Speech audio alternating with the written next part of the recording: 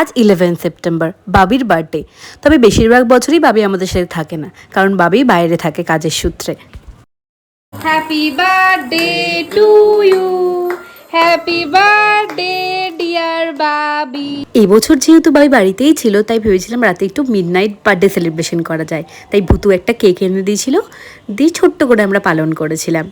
আর সকালবেলায় উঠেই বাবি চলে গেছে বাজার করতে। বাবির নিজের বার্থডে, তবে বাবি নিজেই গেছে বাজার করতে। তো তারপর আর কি, আমি আর মা কোমর বেঁধে নেমে পড়ি বাবির বার্থডে স্পেশাল লাঞ্চ বানানোর জন্য।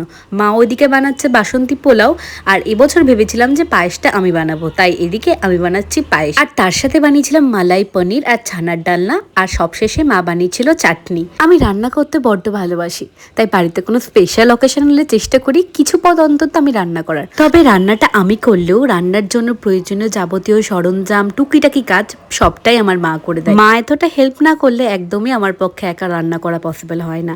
তো যাই হোক, সব কিছু রান্না আমরা তাড়াতাড়ি কমপ্লিট করে নিয়েছিলাম। আর আজকে যে মেনুগুলো ছিল সেগুলো তোমাদেরকে দেখিয়ে দিচ্ছি আরও একবার, দেখেই নাও। এখানে বাসন্তী পোলাও, ছানার ডালনা, মালাই পনির আর পায়েস, আর এদিকে মা বানিয়েছিল কাটলেট। তারপর সব খাবারগুলো খুব সুন্দর করে সাজিয়ে গুছিয়ে মা বাবিকে খেতে দিয়ে দিয়েছিল। আর এখানে পায়েসটাও মা খাইয়ে দিচ্ছে বাবিকে।